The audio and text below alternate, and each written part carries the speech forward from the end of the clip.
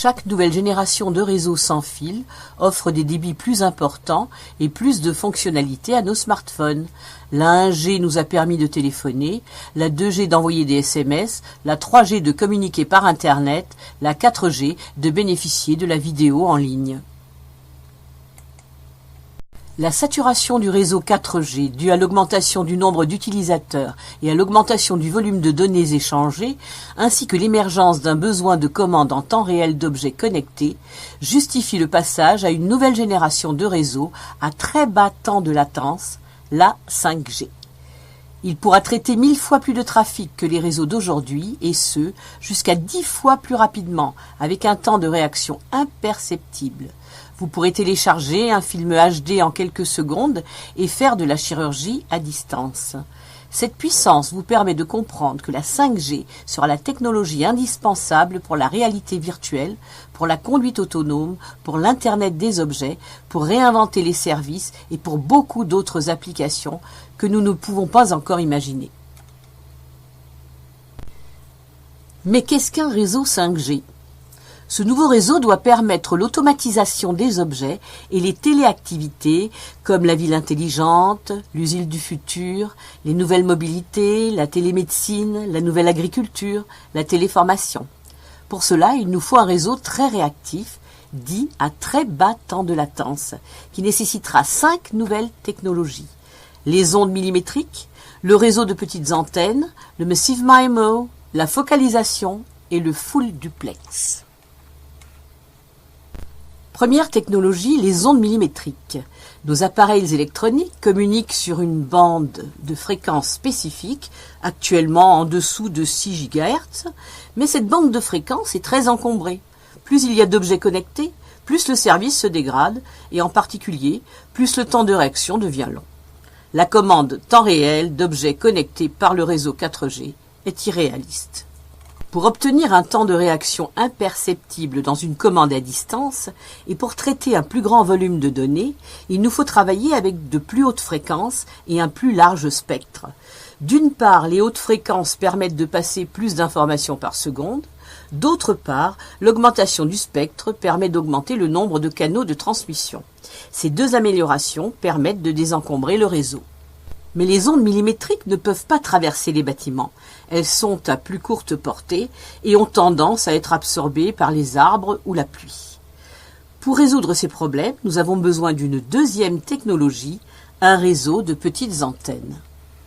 Aujourd'hui, les réseaux 4G émettent des ondes basse fréquence sur de longues distances à partir de tours situées sur des points hauts. Mais les ondes millimétriques sont bloquées par les obstacles. Un réseau de nombreuses petites antennes de faible puissance, reliées soit à une grande antenne, mais plus efficacement par une boucle de fibre optique, permet à la fois de contourner les obstacles et de limiter la nocivité potentielle des ondes. Ce réseau de petites antennes permet de garder une bonne connexion lorsque l'utilisateur se déplace et passe derrière un obstacle. Son appareil commute automatiquement sur une autre antenne. La troisième technologie, le Massive MIMO, consiste à multiplier le nombre de canaux entre l'antenne et les objets connectés. Actuellement, les antennes peuvent comprendre une douzaine de ports. Les futures antennes 5G pourront gérer plusieurs centaines de canaux pour connecter des milliers d'objets. La multiplication de ces signaux dans toutes les directions peut générer des interférences gênantes que la quatrième technologie, la focalisation, va supprimer. Cette technologie consiste à focaliser les ondes en un faisceau fin et précis en direction de chaque objet spécifique. Cette précision réduit les interférences et augmente l'efficacité du signal et donc consomme moins d'énergie. En même temps, pour économiser de la bande passante et de l'énergie, la fréquence de chaque faisceau s'adaptera aux besoins des applications. Voici comment ça marche. Si vous êtes en ville et que vous passez un appel téléphonique, votre appel ricoche sur les bâtiments environnants et croise les signaux des autres utilisateurs connectés à la même antenne Massive MIMO.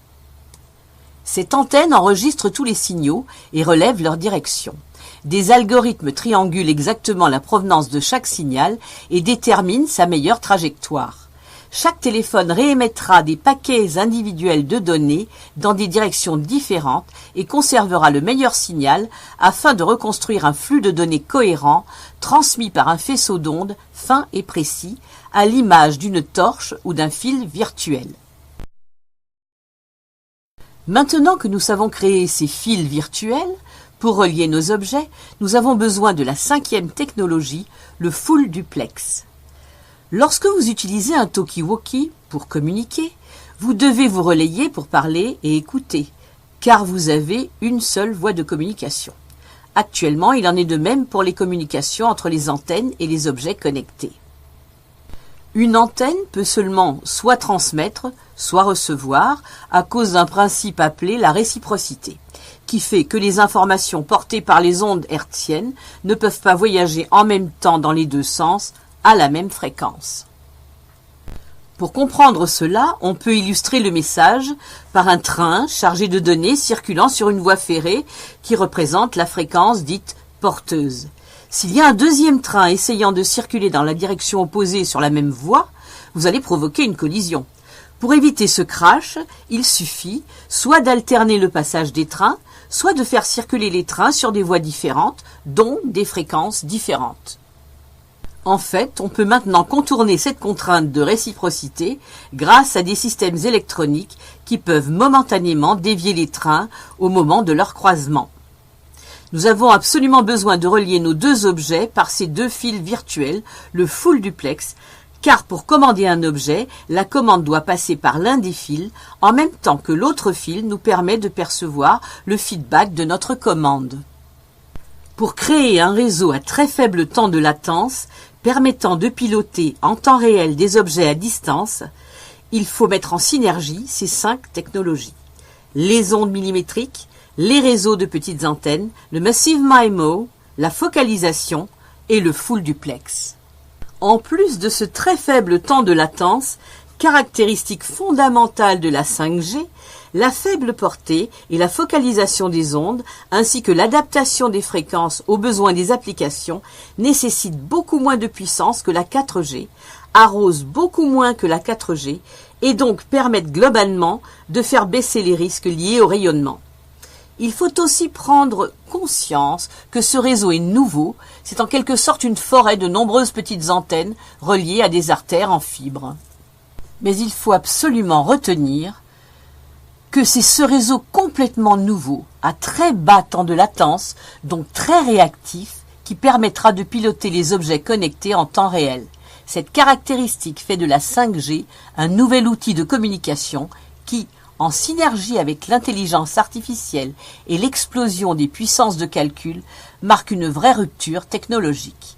Il serait prétentieux d'en prévoir les futurs usages, mais il est indéniable que ce réseau 5G fera l'Internet pour tout et plus globalement la Smart Society. Les nouvelles activités qui en résulteront ne se feront pas sans la 5G. La 5G arrive en 2020, à nous d'inventer la société qui en découlera.